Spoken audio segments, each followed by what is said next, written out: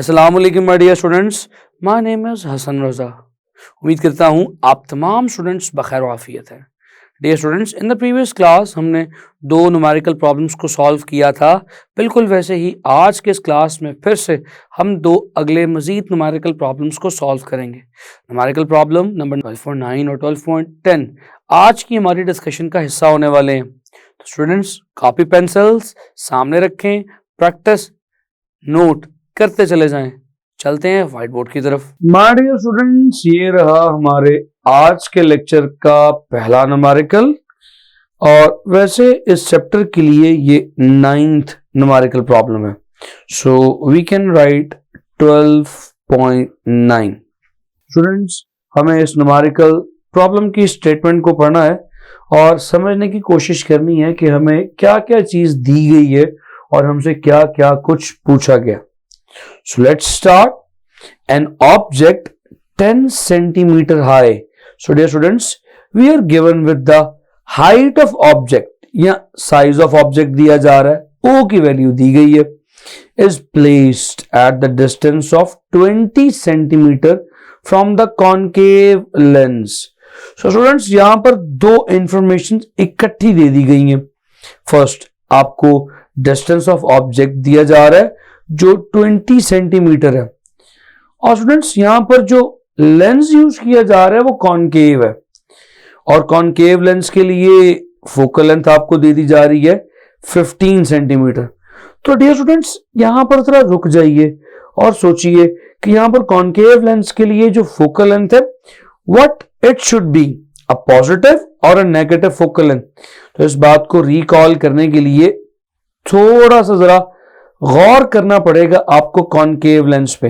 आप जानते हैं कि कॉनकेव लेंस वो लेंस है जो सेंटर से थिन और साइड्स से थिक है।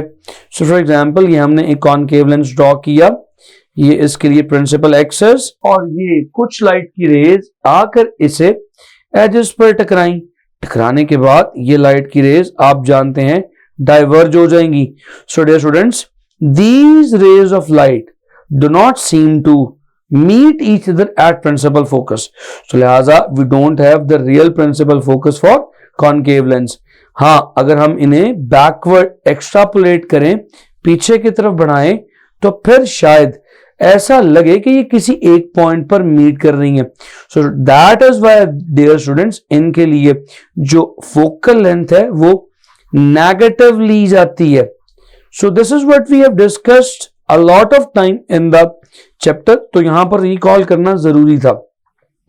आपको क्या क्या बताना है? कैलकुलेट द पोजीशन, आपको पोजीशन बतानी है कि इमेज कहां पे होगा, size of the image, image का साइज बताना है कितना है, and also the nature of the image. So dear students, this numerical problem is going to be very similar from the numerical problem which we have discussed in the previous lecture. हमारे पिछले lecture में हमने जो numerical problem discuss किया था ये बिल्कुल उसी कॉन्सेप्ट पर बेस करता है, बस इसमें लेंस थोड़ा सा डिफरेंट है। वहां पर हमने कॉन्वेक्स पढ़ा था, ये कॉनकेव है। So let's write the given, हमें क्या क्या चीजें बताई गई हैं डियर स्टूडेंट्स। सबसे पहले तो हमें ये बताया गया है कि object is 10 centimetre high, so O is 10 cm is placed at the distance of 20 centimeter. So dear students, यहां पर जो D है यानी object distance that is 20 centimetre. चलें, लिख दिया from a concave lens of focal length 15 centimeter. So dear students, here F is going to be minus 15 centimeter. अब आप इसकी रीजन जानते हैं, इसकी रीजन हमने देख ली, कॉनकेव है। स्टूडेंट्स यहां तक तो बहुत सिंपल सी गुफ्तगू चल रही है, हमने गिवन लिख दिया। अब हम गिवन के बाद चलेंगे उन चीजों की तरफ जो हमसे पूछी गई हैं, यानी कि रिक्वायर्ड।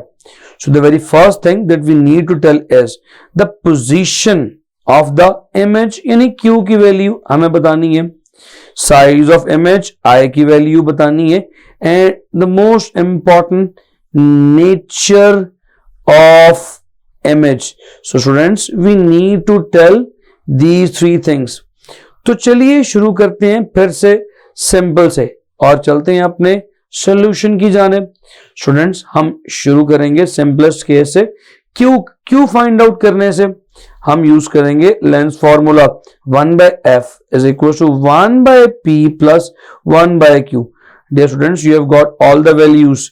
तो इस लेंस फॉर्मूले में तमाम वैल्यूज को सब्स्टिट्यूट कर दें। 1/f की value is 1/-15 is equals to students 1/p, p is 20 तो 20 पुट कर दिया, plus 1/q, q is what you have to find out. तो q को आप एज इट इज रहने देंगे, q की जगह कोई वैल्यू नहीं पुट करेंगे। So dear students, let's solve it further. Students, अब आप देख सकते हैं कि यहां पर ये जो 1/20 लिखा है ये इस तरफ जाके सब्ट्रैक्ट हो सकता है, तो चलिए कर देते हैं। लिखा जाएगा -1/15 minus 1/20 is equals to 1/q. So dear students, you will simply take again the LCM 15 times 20. अब एक तरफ डिनोमिनेटर में फ्रैक्शन में 15 है तो आप 20 को ऊपर मल्टीप्लाई कर देंगे, सो -20 वी विल राइट हियर। और डियर स्टूडेंट्स, एक तरफ हमारे पास फ्रैक्शन में 20 लिखा है तो हम यहां पर -15 लिख देंगे, तो that would be equals to 1/q। So students, बाकी हम यहां पर सॉल्व करने लगे। -20 - 15 इज -35 डिवाइडेड बाय 15 टाइम्स 20 क्या होगा, दैट इज इक्वल्स टू 300, जो 1/q के इक्वल आ जाएगा। Dear students, let's do once again little calculation. ऊपर 35 है फ्रैक्शन में, नीचे हमने 300 को पुट किया। तो dear students, you just have to put the values on the calculator और देखिए आपकी फ्रैक्शन क्या बनती है। Your fraction will become -7/60 which will become equals to 1/q। Students, ये 1/q की वैल्यू है, तो अगर आप रेसिप्रोकल ले लें तो q की वैल्यू -60/7 आ जाएगी। स्टूडेंट्स, अब आपको फिर से कैलकुलेटर पर 60 की वैल्यू ऊपर रखनी है, जिसे 7 पर डिवाइड करना है। तो ऐसा करने पर जो आंसर आएगा q के लिए, that would be -8.57 centimetre. So dear students, यहां पर ये जो q की वैल्यू है ये क्या रिप्रेजेंट कर रही है with a negative sign. Students, this value of q is negative which shows that the image is going to be the virtual। लेकिन इस बात को हम आगे भी शेयर करेंगे कि इस इमेज की प्रॉपर्टीज वर्चुअल होने के साथ साथ और क्या है। स्टूडेंट्स, ये तो सिंपल सी बात है, आपने इमेज की लोकेशन फाइंड आउट की है। Now the next thing is you need to calculate the size of image. अब size of image find out करने के लिए आप सेम ओल्ड रिलेशन यूज करेंगे, I/O। The ratio of size of image to the object is equals to the ratio of image distance to the object distance।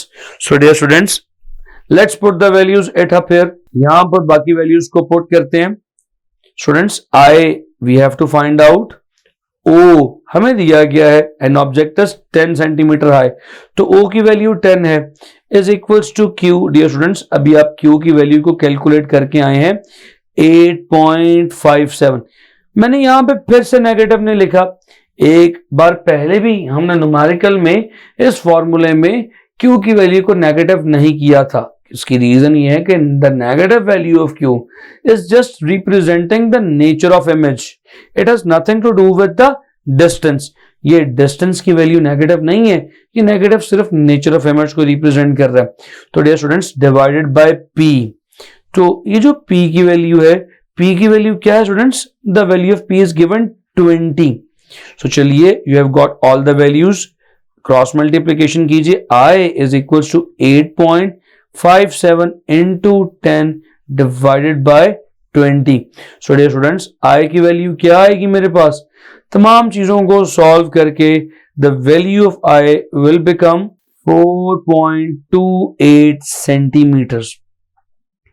So dear students, यहां पर मेरे पास I यानी the image height will become 4.28।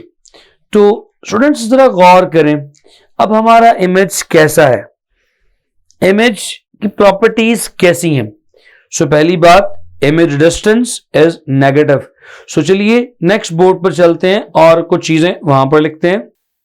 Let's give the heading. We are going to discuss nature of image.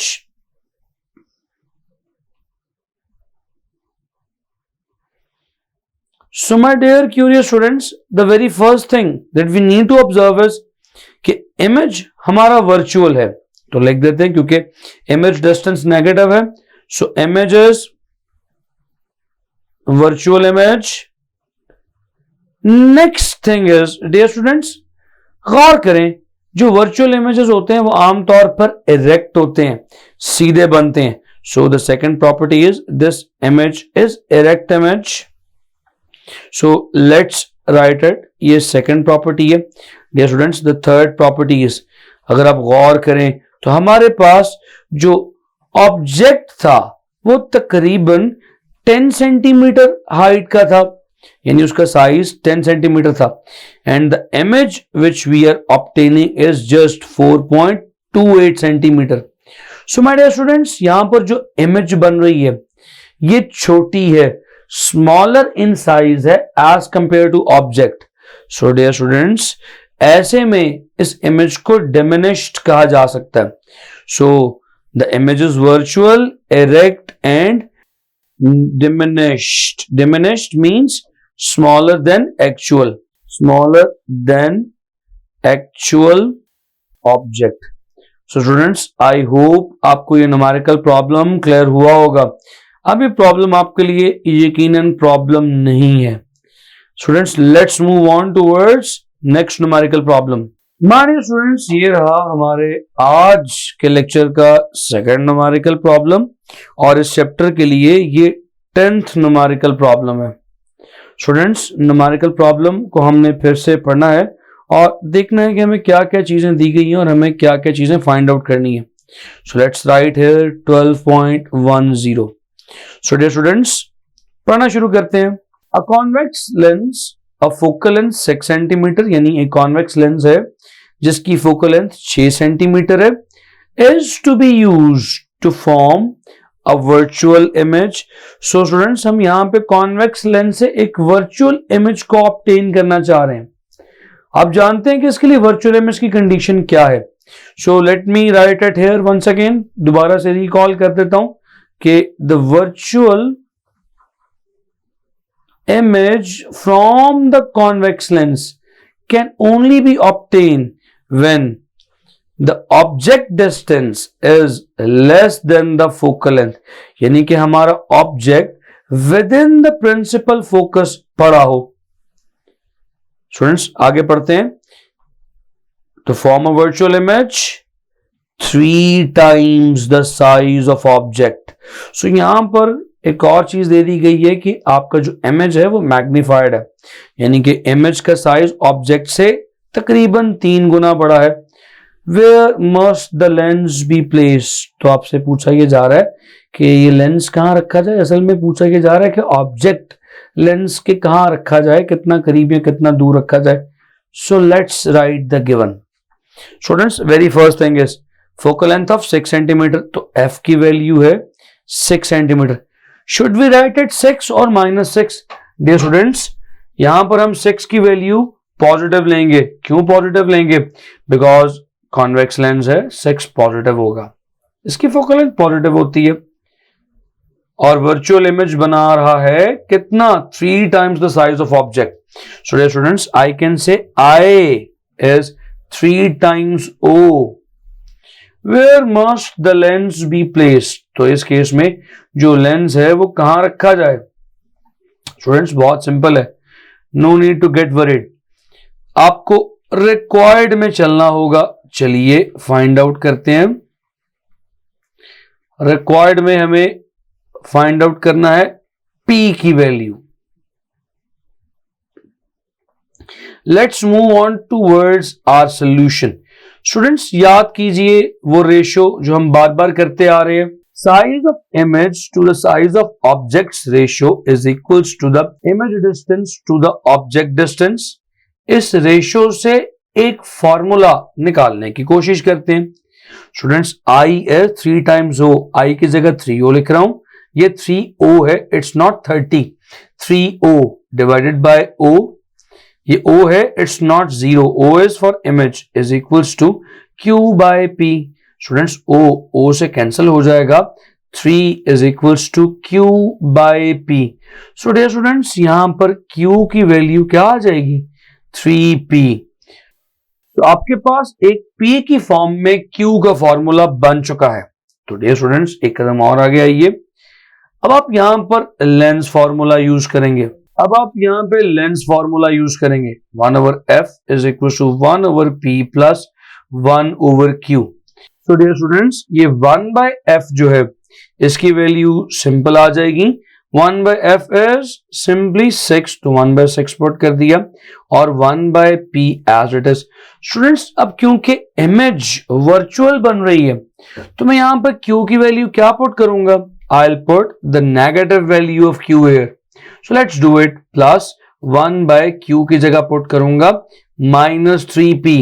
So let's solve it. 1/6 is equals to 1/p minus 1/3p. So dear students, आपके पास यहां पर एक equation बन गई। आप इसको solve करें by taking an LCM। 1/6 as it is और एलसीएम आ जाएगा 3p। स्टूडेंट्स, ऊपर एक फ्रैक्शन में डिनोमिनेटर में p है तो सिंपल मल्टीपल 3 ऊपर मल्टीप्लाई हो जाएगा और एक फ्रैक्शन में डिनोमिनेटर में 3p है, सिंपल 1 ऊपर आ जाएगा। So students, finally we will get 1/6 is equal to 3 minus 1 that is 2/3p। So students, we can do the cross multiplication. इस 6 को 2 से मल्टीप्लाई करवा देंगे, 3p को इधर 1 से मल्टीप्लाई करवा देंगे। Let's do it.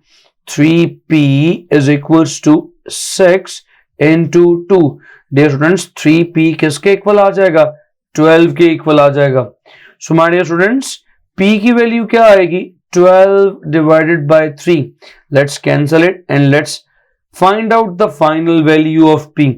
My dear students, the final value of p 12/3 क्या होगा, 4 सेंटीमीटर। सो हमारे पास आखिरकार फाइनल वैल्यू ऑफ p भी आ चुकी है। स्टूडेंट्स, आई होप ये न्यूमेरिकल नंबर 10 भी आपको समझ आया होगा। स्टूडेंट्स, आई होप आप इन न्यूमेरिकल प्रॉब्लम्स को नोट करते चले जा रहे हैं। अपना बेइंतहा ख्याल रखें। आपसे मुलाकात होगी आने वाली अगली क्लास में लास्ट 2 न्यूमेरिकल प्रॉब्लम्स के साथ। See you in the next class. Allah Hafiz.